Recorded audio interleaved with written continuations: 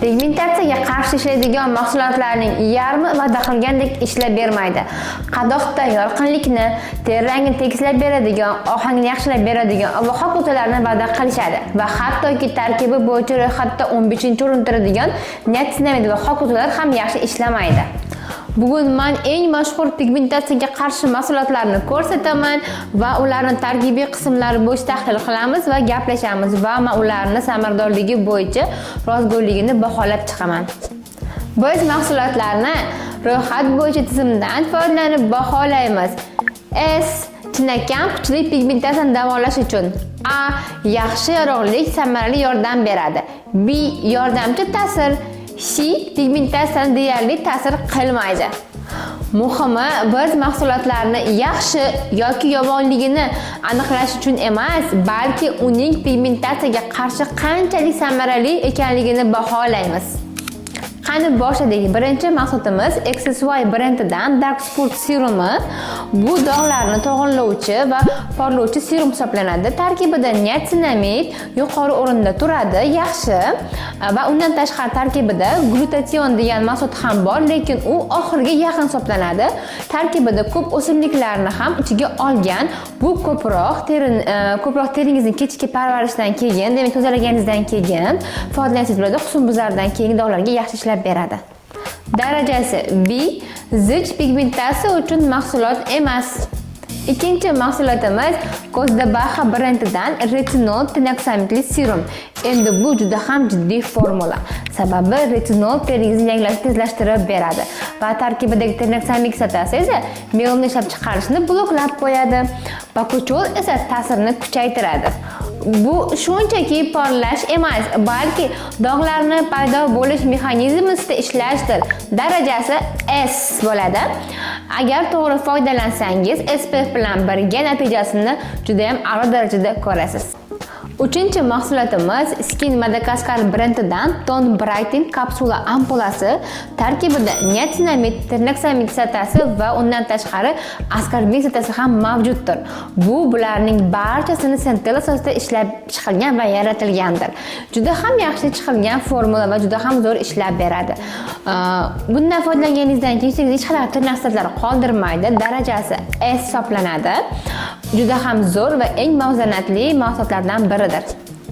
Meni eng sevimli brendim bu Dermafactory brendidan glutation 6% ampulasi. Tarkibida 6% glutation bo'lganligi uchun juda ham yaxshi ishlab beradi. Qo'shimchasiga niacinamid ham bor. Buni tarkibi minimalizm hisoblanadi. Hech qanaqa keraksiz qo'shimchalarsizdir. Darajasi A hisoblanadi.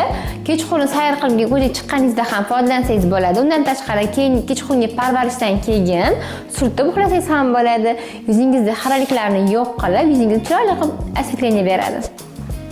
Keyingi mahsulotimiz Kozdabaxa brendidan vitamin C MSM serumi. Buni tarkibida natriy askarbin fosfat C vitaminining barqaror shaklidir. Ferul kislotasini ham o'z ichiga oladi.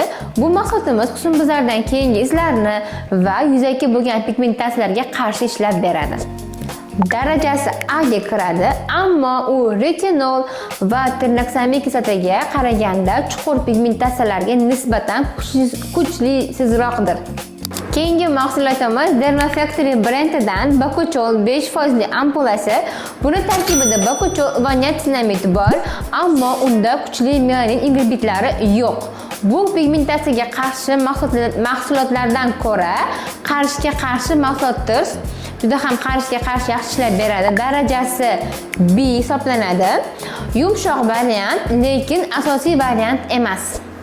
Keyingi mahsulotimiz Isintri brendidan kislotli serum. Tarkibida 30% kislotalari bor. Kuchli peeling vosita hisoblanadi. Dog'larni yangilash tufayli u oqarib ketadi, yuzingizni oqartirib beradi, lekin bu maqsadi pigmentlarni butunlay davolaydi degani emas. Darajasi A hisoblanadi. Qo'shimcha vosita sifatida foydalansangiz bo'ladi.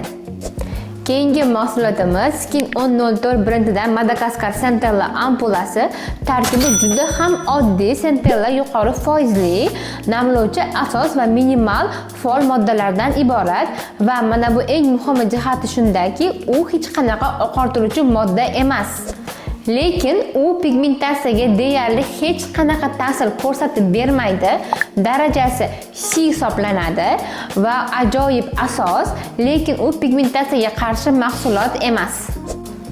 Bu mahsulotimiz yuz terisini tinchlantirib beradi va teri to'siqlarni tiklab beradi va undan tashqari yallig'lanishlarni kamaytirib beradi. Ha, u shundan tashqari husnbuzardan keyingi izlarga yordam berishi mumkin, chunki uni foydalanganingizdan keyin yuz teringizdagi yallig'lanishlarimiz kamayib boradi va yangi dog' ishlab chiqarishi kamroq bo'ladi. Agarda sizda doim pigmentatsiya bo'lsa, unda siz tirnoksamiin kislotasi, retinol yoki-da vitamin C dan foydalanishingiz mumkin. Agarda siz shunchaki yuzingizni ohangini tekislamoqchi bo'lsangiz, unda siz niasinamid va glutationni o'zini foydalansangiz yetarlidir. Va eng muhimi, siz har doim SPF lardan foydalanib kelishingiz kerak. Ana o'shanda sizda mahsulotlaringizning effekti bo'ladi va reytingingiz ko'tariladi. Agarda sizda video davomida savollar bo'lsa, bemalol kommentariyada qoldirishingiz mumkin va kommentariyada sizga keyingi videoyimiz nima haqida bo'lishini ham yozsangiz, biz shu asosda videolarni olamiz. Albatta, bizning kanalimizga obuna bo'ling, bizga like bosing va keyingi videoda ko'rishguncha xayr.